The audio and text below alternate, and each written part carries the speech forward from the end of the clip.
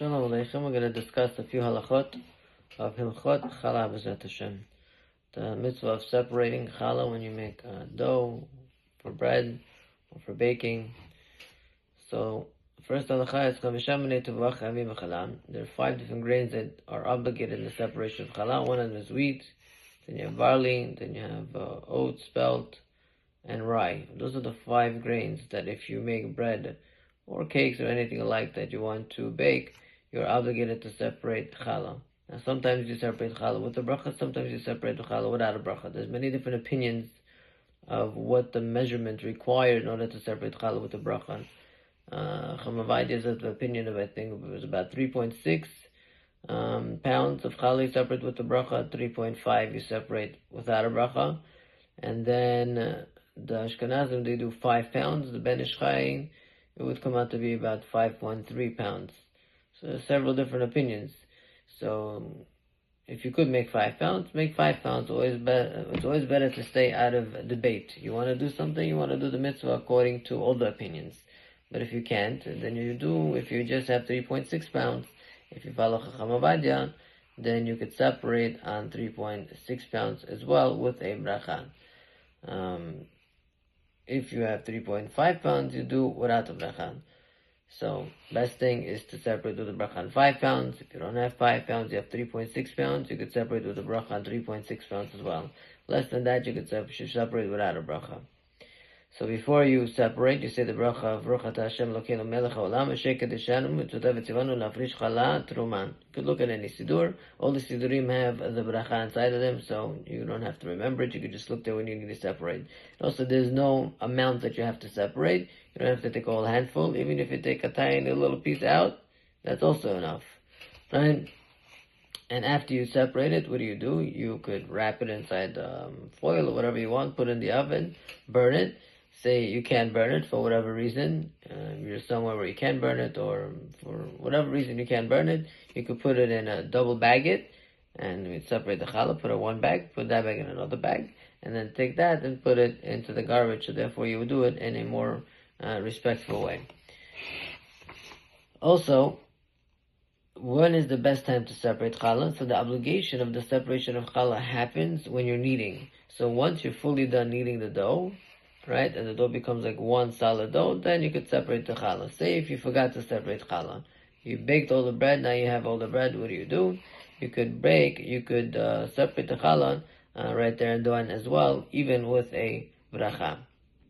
Even with the bracha, you take out all the bread that you baked, you put it together, you take, the truth is, you don't even need to put it together, you take a little bit of the bread, you cut off a little piece, and you separate that for challah. You could, like we said, burn it or double bag it. Even after it's baked, you could separate the challah. Now, what about if you're making dough, but not for baking? You're making dough for cooking.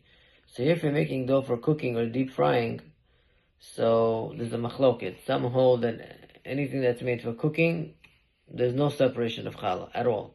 Meaning to say, if I have a 5-pound dough, and the whole thing there is to deep fry or to cook, there's no separation of challah. For example, donuts. Donuts are deep fried.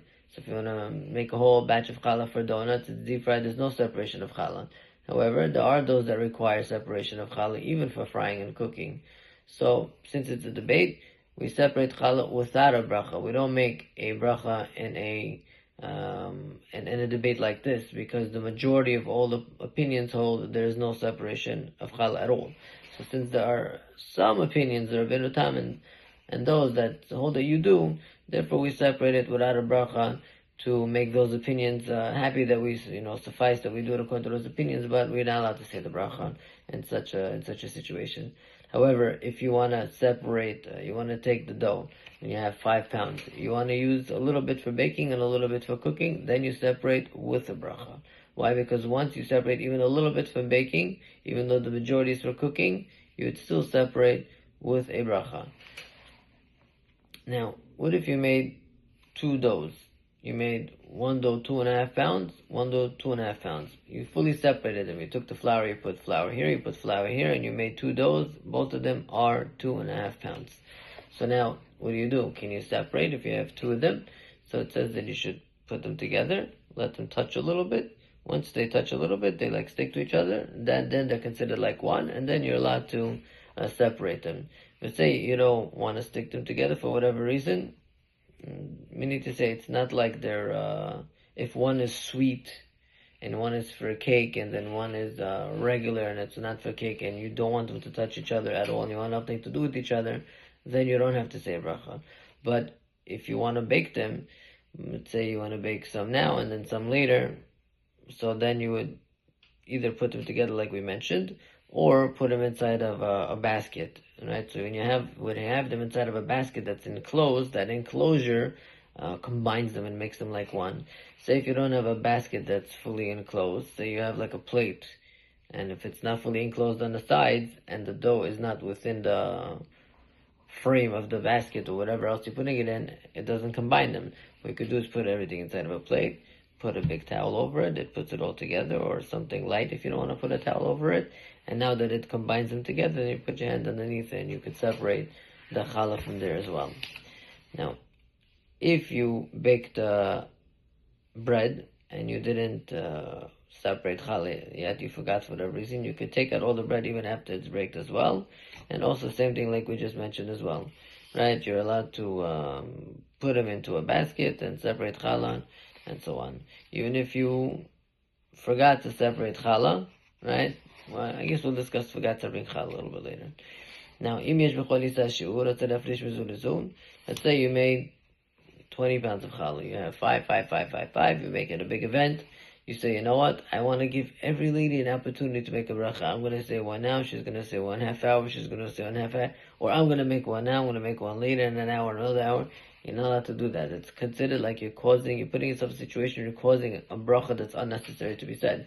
Because once you made all of them now and they're all here, you could separate from one unto all. And therefore you can't set up a situation where you're going to say separate brachot. So therefore you would have to say a bracha on one for all. Right? Now, say you're eating on Shabbat, and you remembered you didn't separate challah. So, if you're in Eretz Yisrael, the mitzvah of challah is much more strict. Right? That's the main mitzvah is in Eretz Yisrael. And in Chutz La'aretz, which is in America and so on, it's a little lighter, it's more of a zecher. We do it to keep the mitzvah, not to forget the mitzvah.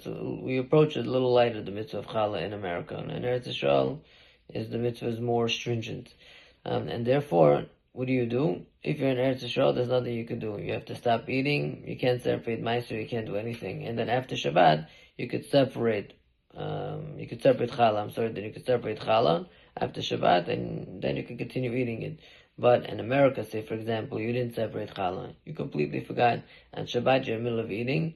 You're not allowed to separate challah on Shabbat. It's considered tikkun. We don't separate challah on Shabbat. So what do? You could leave over a half a loaf of bread. So don't eat a half a loaf of bread. Leave it over. Don't separate challah from it. Just leave it over. Don't eat it. You could continue eating everything you baked until now. It doesn't make it asur. And then after Shabbat, that half a loaf that you left over from Shabbat, separate one piece of that to challah. Don't take that whole thing for challah, because challah has to be separated from something, and you have to have a remainder left. You can't separate one whole thing for challah and have nothing left, right? So you have to take that half a loaf of bread, cut off a little piece, separate that to challah after Shabbat, and then that's it, right?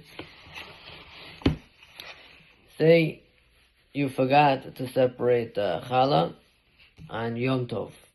So if you forgot to separate challah and Yom Tov, you could do the same thing we just mentioned. And even in Eretz Yisrael, Yom Tov is a little bit more lenient, right? You could continue eating and fix it afterwards if you have absolutely no other bread. But if you could get bread from a neighbor or something, you should avoid doing that. Say you took challah and you separated it, and now it fell back in. I had a case like this. They separated challah, they put it on the table, and their child came, put the challah back in, or she wasn't sure what happened, but it's gone. So she was very concerned that the child put the challah back in. But she doesn't know what to do now. So what do when you separate the challah and put it back in? So here, in Eretz Yisrael, what you would have to do is do hatarat nidarim. Even in America, according to the Ashkenazim, they would do hatarat nidarim. Hatarat nidarim means when you're separating truma from challah, it's like it comes from the mitzvah of truma. It's a little complex. We're just going to simplified. It comes to the mitzvah of Truma, which is the time of Chazal, was for all different types of produce as well. And Truma works mitzad neder. We need to say when a mafresh says challah, it becomes like a neder. And then when it falls back in, the whole thing now is has this challah, and how you gonna eat it? You can't eat it. So you take hatarat nidarim. You take 3 men, and you do hatarat nidarim. They do mutalach, mutalach, mutalach. In short, call a rabbi if that ever happens to you, and he'll tell you what to do. Say you didn't do it. It fell back in. You didn't realize you baked it, and now it's Shabbat, which that happened also before. Right, I remember that happened to a friend of mine before. They separated challah, it fell back in. I'm not so sure what happened. They baked it, they thought they were separated, and they realized afterwards it's an issue. So, if you have a little bit of the challah that falls into the dough and it's fully mixed in and it's baked, and you're in America and Chutz La'aretz, according to the Shulchan Aruch, it's batal barov. I need to say that it becomes nullified. You don't have to do anything. If you already continued eating on Shabbat and so on, you can leave it as is, and that's it. If you want to be stringent, you could do the hatarat nidarim that we said, and call the rabbi. I'll tell you how to do it, and then afterwards you'll re-separate the challah again. But in America, if you couldn't do that for whatever reason and it fell back in, it's batal barov. You're allowed to eat it without anything. He says, yeah, I guess that's that. Also, when you're separating for cakes, and you're making cakes, I don't know, all the juices today, they have apple juice, orange juice, all these juices have water inside of them. If you use pure juice with absolutely no water in it whatsoever, then you would separate challah without a bracha because of machloket. But today a lot of the things that we have water in it. And therefore, if you would baking for whatever purpose, you would need to separate challah with a bracha as well. Have a good night and a good day.